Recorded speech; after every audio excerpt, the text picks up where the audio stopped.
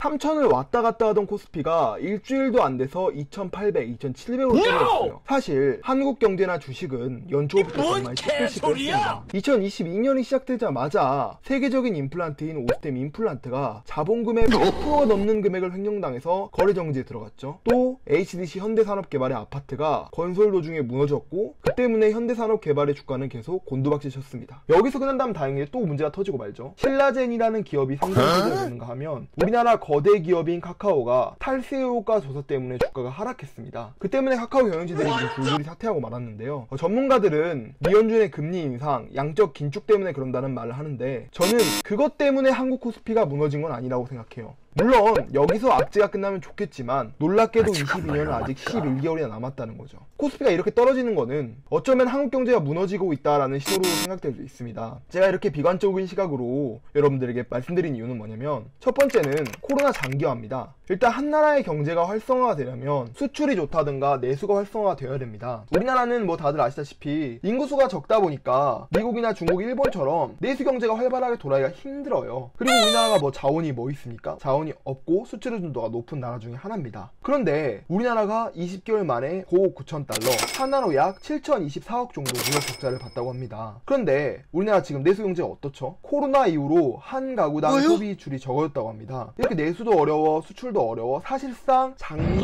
전망은 아닙니다. 그렇다고 코로나가 빨리 끝나냐? 저는 사실 올해도 끝나기는 그렇다고 생각하고요. 이렇게 코로나가 장기화가 됨에 따라서 가장 피해를 보는 게 바로 누구냐? 애꿎은 자영업자들인데요. 그래서 두 번째 이유가 뭐냐? 코로나 장기화로 인한 자영업자들의 폐업입니다. 정부에서는 계속 코로나 때문에 거리두기와 영업 제한을 걸어놓고 있습니다. 대다수의 식당은 저녁 장사를 해야 마진이 남는데, 술집이나 주점 같은 경우에는 94% 정도의 매출이 급락했고, 9시 이후에 제한을 걸어놓으니까 정말 암담할 노릇이죠. 44%가 폐업을 생각하고 있다고 합니다. 그렇다고 해서 보상금을 주는 것도 아니고, 이렇게 계속 가게에 적자가 나니까 무리하게 대출을 끌어서 손실을 메꾸고 있는 것이 지금 현실입니다. 실제로 지금 자영업자 대출이 887조 원입니다. 1년 사이 14%나 증가했고 금융권만 배를 채웠죠. 근데 정말 아이러니한 건 뭐냐면, 코스피가 계속 상승하고 3,000을 돌파했다는 겁니다. 이상하다. 안 느껴지시나요? 중심가만 가도 임대가 나온 곳이 엄청 많습니다. 이렇게 서민 경제는 정말 한마디로 박살이 나오고 있는데 보스피가 오르는 게 정말 아이러니합니다. 하지만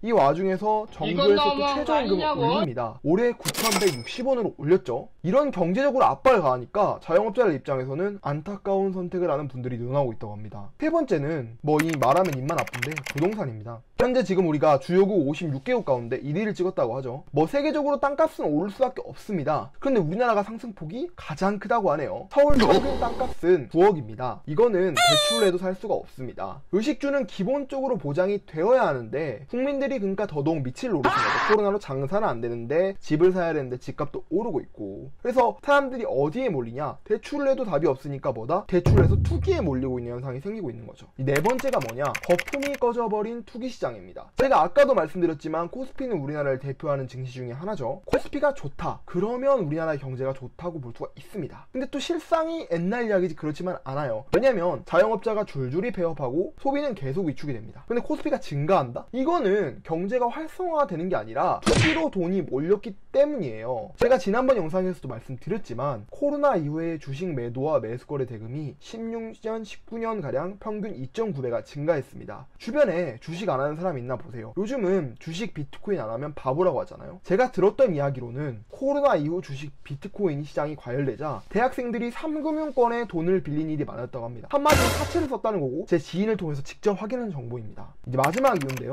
젊은 세대들의 마음이 꺾여버렸습니다. 좋은 대학을 나와도 취업하기가 힘들고 제대로 된 경제교육을 받지 못해서 집 하나 구하지 못하니까 마음이 꺾여버린 거죠. 성공을 하고 싶은데 그렇지를 못하니까 더더욱 투기에 몰리게 되는 건데요. 주식과 부동산이 힘드니 도박에 빠지는 사람들이 많아졌습니다. 이뿐만이 아니라 한국 경제는 여러가지 사회 문제가 얽혀 있습니다. 0.5%인 출산율, GDP 대비 가계부채는 1위죠. 지금 102%라고 합니다. 100%가 넘어가면 정말 심각한 수준인데 넘어가 버렸어요. 또 증가하는 실업률, 일본을 따라오고 있다라고 얘기를 합니다. 이런 말 하면은 또 대부분의 사람들이 그러면 경제가 이렇게 쉽게 망합니까? 이렇게 말을 하죠. 내 경제는 쉽게 망하지 않습니다. 하지만 공든탑이 무너지는 건 한순간입니다. 젠가조차도 한 번에 무너지진 않아요. 하지만 블록을 빼면 뺄수록 블록이 적어지면 적어질수록 위태로워지고 결국에는 그 중심을 잡고 있던 마지막 블록을 뺀다면 완전 무너져 내리고 맙니다. 그 블록이 뭐가 될까요? 금리 인상, 양적 기축, 어쩌면 우리는 IMF 외환위기 같은 경제 위기가 다시는 오지 않을 거라고 생각하고 있을지도 모릅니다.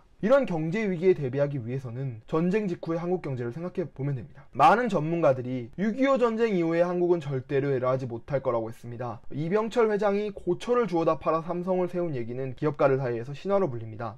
이렇게 경제 성장을 이룬 걸 보고 세계적으로 한국을 보고 놀라고 있습니다. 저는 이 무너져가는 한국을 살릴 것이 바로 저희 2030이라고 생각합니다. 국가에서 해줄 수가 없다면 정책이나 지원에 의존하지 말고 스스로 일어나야 합니다. 근데 내가 당장 지금 할 수 있는 것이 무엇이 있냐? 내가 지금 당장 직장인이라면 주말에 투잡하고 쓰리잡하면서 경제 공부하면서 어떻게든 살 길을 찾아야 된다고 생각을 해요. 유명 투자자 심 로저스가 이런 얘기를 했습니다. 청년들이 도전과 실패를 두려워하지 않을 때 사회는 비로소 활기를 찾는다고요. 정중 회장님께서 이런 말씀을 하셨습니다. 우리에게는 기업의 파산과 그 어떤 문제가 생기더라도 전쟁 말고는 사람이 다 극복할 수 있다고요. 왜냐하면 오늘이 안 된 일이 있으면 내일 하면 됩니다. 이 하락장이 여러분들에게 목돈을 마련할 수 있는 큰 기회가 되셨으면 좋겠습니다. 저희 우아한 경제는 여러분들과 늘 함께 하겠습니다. 감사합니다.